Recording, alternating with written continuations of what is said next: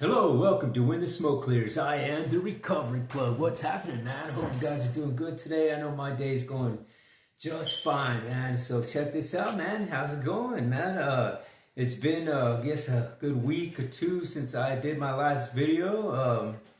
I figured I'd get on today and bring you guys a new message, man. A little food for thought, if you will. But before we get started, man, you know how I like to get my videos always started with a moment of silence, followed by a serenity prayer for the addict who still suffers, and for those of us who are still bound down to that struggle, man. So yeah, if you would, please join me in a moment of silence. God, grant me the serenity to accept the things I cannot change, courage to change the things I can, wisdom to know the difference. All right. Well, as you can hear, I got a little visitor with me. We got us a new sentient being, if you will, by the name of Whitefoot. He's a four-legged creature, and he's a little upset because he's in the cage, man, today. So while I'm doing this video, so hopefully he didn't bark too much. But anyway, so what's up, man? Check this out. I wanted to talk to you guys today about a couple of terms and the terms that I want to talk to you about today is a term in the Buddhist practice that we call Buddhavacana and Buddha Dharma. Okay, and I also want to talk about the term rabbit hole. Okay, because you'll see how rabbit hole kind of correlates with the message I'm trying to convey today, I guess. And what I'm going to do is this is just a Buddhavacana. I'll give you the definition of Buddhavacana. Buddhavacana is merely the word of the Buddha. Okay, it's just something that the Buddha actually said. You know what I'm saying? And now you can take that in a context of Christianity in the red letters of the Bible, if you will. You know what I'm saying? It's in that term, in those terms. You know what I'm saying? And Buddha Dharma is the teaching of the Buddha, and you can take that into context as all the books of the apostles. Everybody wrote something about what they experienced with Jesus and how they interpreted his words and how to teach it, if you will. So that's kind of where that's going. And you know, in Buddhism, as far as in the West is concerned, since we've got this background of Christianity and that sort of thing, we like to in turn think of Buddhism in a divinely inspired way versus the words of men. You know what I mean? So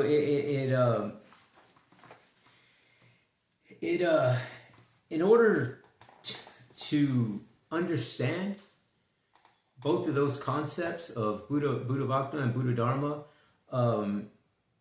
you have to have a guide, I guess, a measuring guide, if you will, and a measuring guide of knowledge.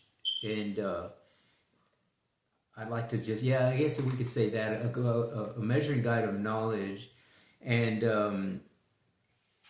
you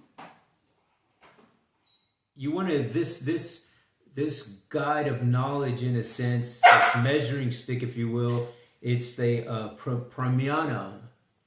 It's a Sanskrit word which means by which valid knowledge of Buddha Dharma or Buddha Vacana can be ascertained. So it's basically, I guess, that's the validation, I guess, of both. And how you get this is through three things, and it's through the pratyaksa, which means direct perception, the anumana, which is the inference or discovering Buddha Dharma and Buddhavacana in directly by process of yokti, which is another Sanskrit term, or by yokti meaning raising logic. And the third one is aptagama, which is a spiritual reference, taking from the scriptural teachings of the Buddha directly. And so if you're wanting to know something, if you're trying to practice the teachings, and it doesn't have to just be Buddhism, but those terms that I just mentioned, those three things, happen to be for Buddhism, right? And but you can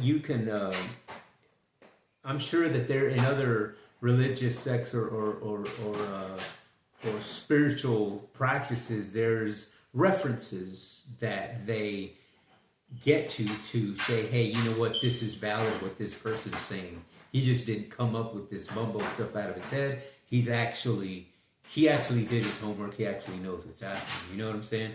And that is where rabbit hole comes into play.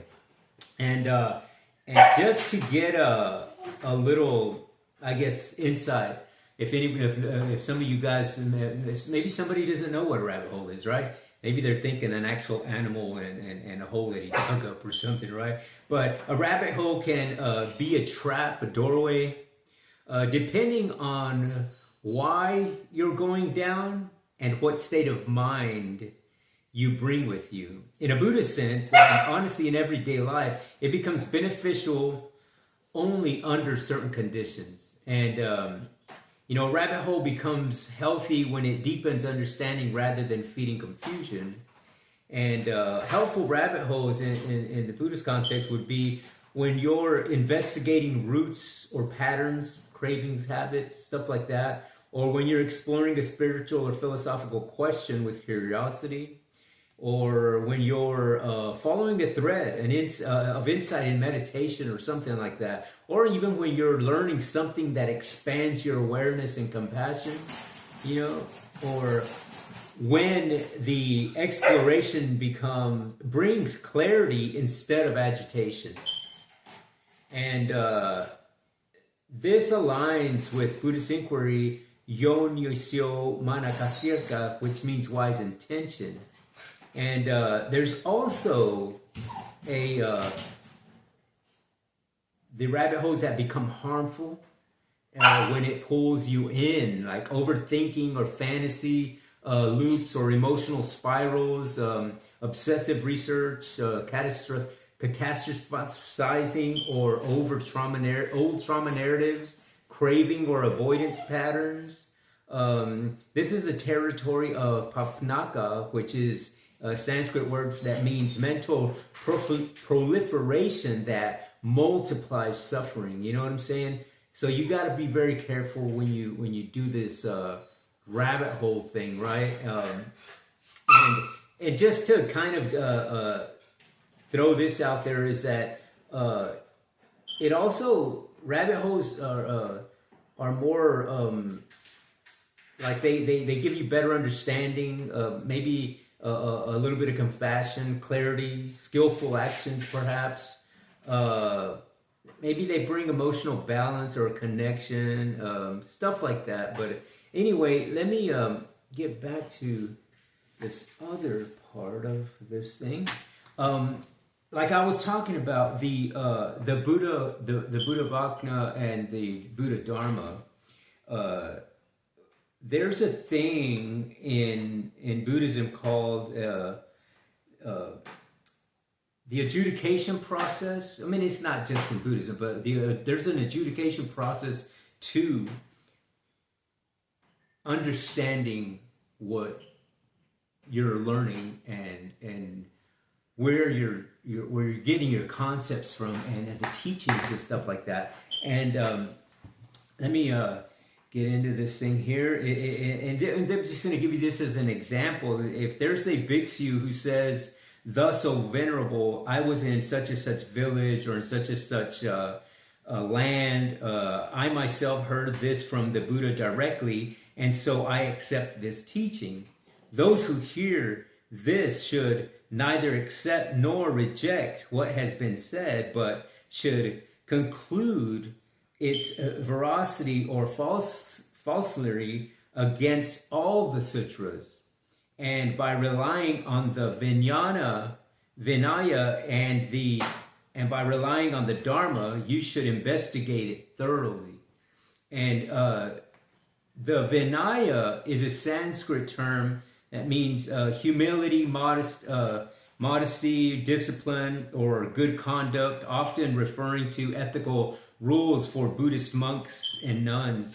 And Vijnana Pitaka, which is part of the Pali Canon. So it is also, if it's not of the sutras, not of Vijnana, and not of the Dharma, then you ought to say that the Buddha, you ought to know that the Buddha didn't say this, and you have accepted this in error. And by relying on all the other sutras, relying on the Vijnana and relying on the Dharma, that you've determined that you have said, that you have made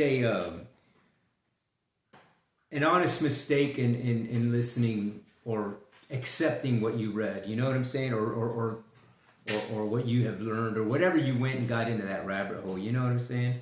And also, this is also, if I've got another note here that says, then you should also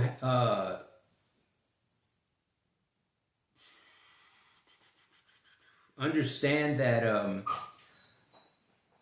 a certain thing that you access to know if something is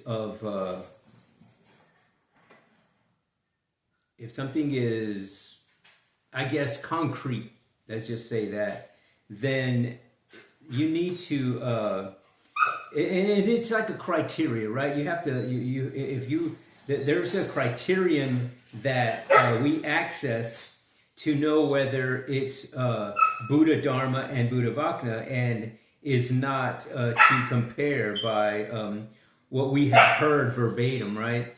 And by comparing it to three things, and the three things is all the sutras, comparing it to all the sutras, and comparing it to the Vinaya, and comparing it to the Dharma.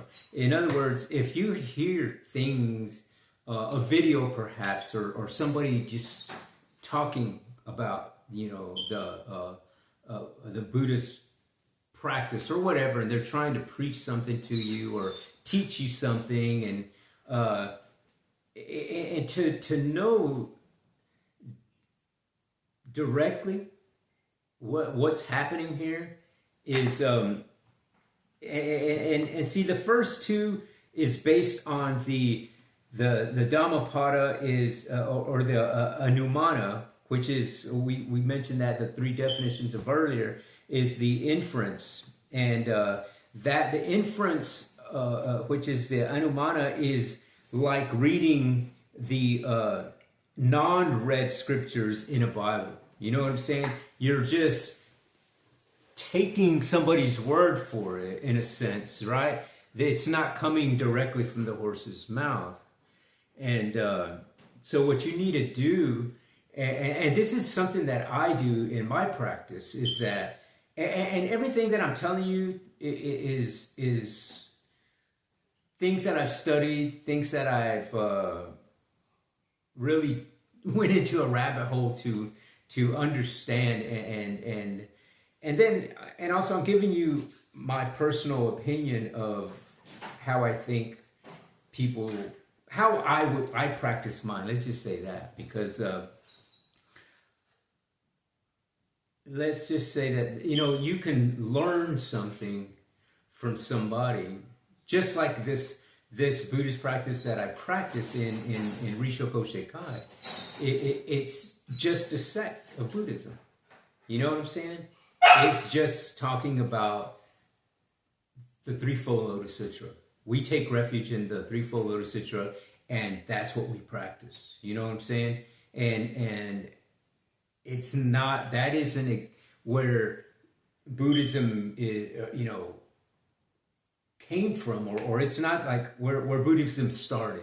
Let's just say that, because Buddhism started back, years before Rishoko Shikai came around. You know what I'm saying? And so a lot of the first translations, I guess, are from Pali and Sanskrit terms. You know what I'm saying? So you have to really understand and research those terms and understand how they're being used, and in the Buddhist in the Buddhist practice, there's a lot of those terms. You know what I'm saying? So a lot of the practice is really understanding definitions and how they're being used and at what level, because they're being used in different interpretations in different levels of Buddhism, right? So in my personal opinion, I think if anybody's going to study Buddhism, if anybody's going to dive in and indulge with 2 feet, you need to start at the beginning. You know what I'm saying? And the beginning is going to be the Hinayana way. You know what I mean? The Hinayana is the practice of Buddhism as a beginning, as discovering oneself.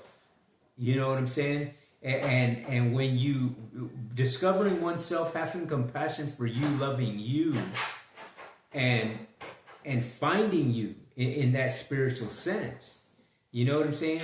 And finding you and knowing that when you have this love and you are consumed with you, and everything else around you is all one, and you can start evolving in the practice of loving others, helping others, being mindful and compassionate to others. In other words, that graduates you in the Hinayana practice. Once you understand that thoroughly, then you graduate to the Mahayana practice.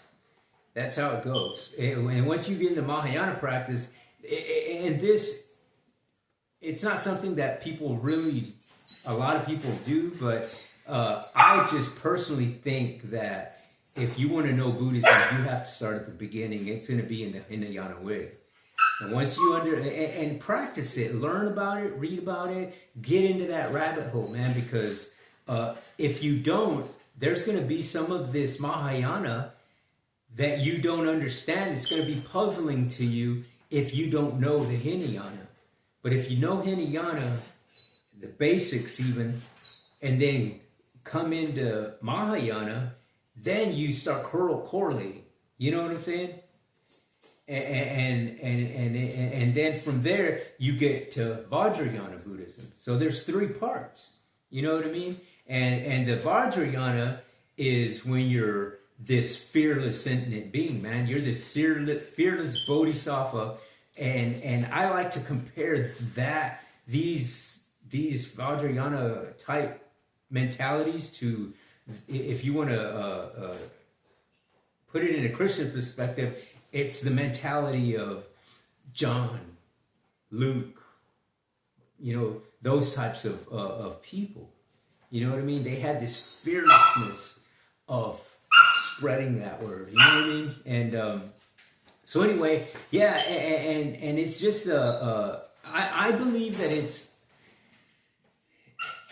it's a way. It's not the way or the only way. It's my way. You know what I'm saying? It's just how I believe you should. If you want to know Buddhism, you have to start at the beginning. And I personally, I dove in to Buddhism through Risho Kai practice, which is a Mahayana sect, Nichiren sect of Buddhism. And basically, it's like I said earlier, it's taking a refuge in the Threefold Lotus Sutra and trying to become a bodhisattva in a sense of alleviating your suffering and the suffering of all sentient beings.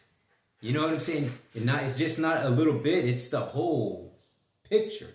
You know what I'm saying? You're seeing everything as one. You're seeing everything as you.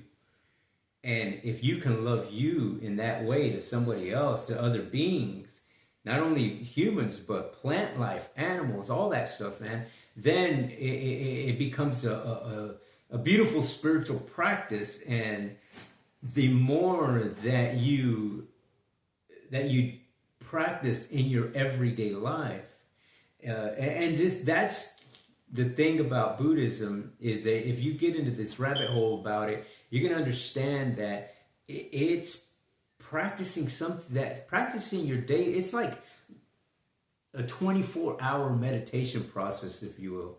You know what I mean? That's how I look at it. That everything I do is a metaphysical meditation type of thing. You know what I'm saying? I understand things in my life now that in a totally different way, because I decided that I needed to get into these rabbit holes. You know what I'm saying? So yeah, man, and it's just an amazing thing, man. You know what I mean? Amazing thing. I just wanted to kind of just throw that out there today. You know what I'm saying? Just to you know, it's something that I've really been kind of heavily doing in my own practice. And one of the things that I decided that in this coming year of 2026, that I'm going to really dive into really understanding the Buddhist practice. And the only way to do that is to dive into the rabbit holes, man. You know what I'm saying?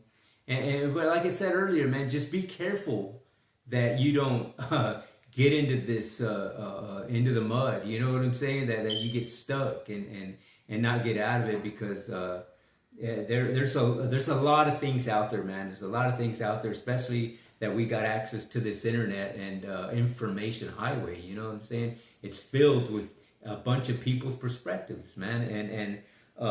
But nonetheless, that's how we evolve, man. We evolve through the mental capacity of and the mental thought process of our fellow human beings, man. You know what I mean? We are here, and you are there through somebody's mental thought process, man. That's how we've been evolving in this world of ours, man. And but it's you know, I just wanted to throw that out there, just to kind of give you a little deeper insight on some of the Buddhist things, and if you're interested or want to, and not only Buddhism, man, but if any spiritual type of thing, whether it's religion or spiritual living, you want to investigate. You want to investigate. You want to get to the core of the information, man. And the only way to do that is to dig into them rabbit holes. You know what I'm saying? And really. And not only digging into the rabbit holes, but the main thing here is putting it into practice in your own life. You know what I'm saying? Because we can be in rabbit holes all day long, and that is still getting information from these external sources and just taking their word for it. You know what I'm saying?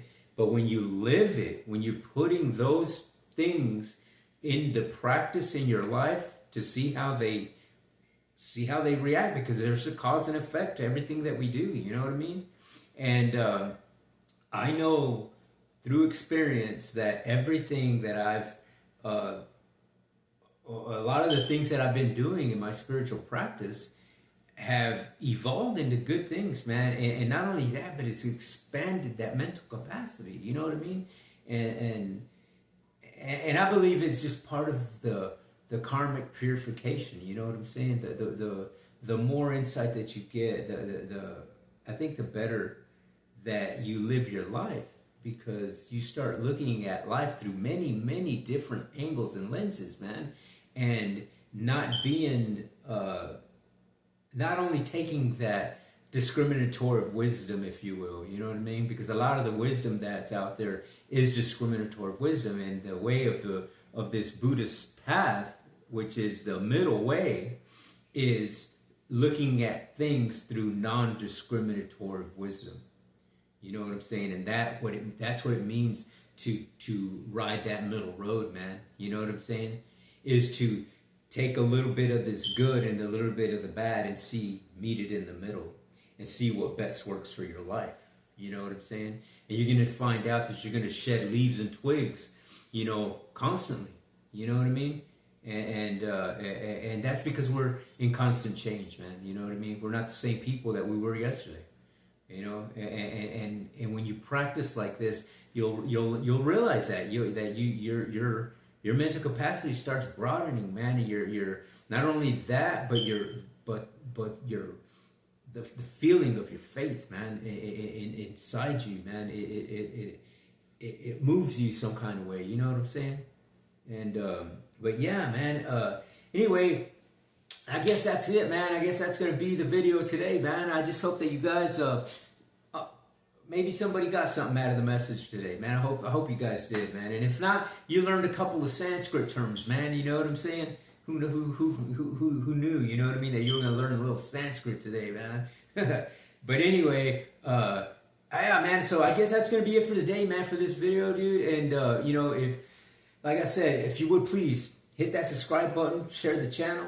Just know that when you do that, you're going to be helping out another veteran, another homeless person, another person dealing with PTSD, childhood traumatic experiences, drug addiction, alcoholism, suicidal thoughts, depression, anxiety, all of those kinds of things, man. Because you know what, man? I've dealt with all of those things at one point in time in my life, man. And you know what? I know a way out, man. And my way out could be your way out. So anyway, man, I guess until the next time on When the Smoke Clears, I am the Recovery Plug.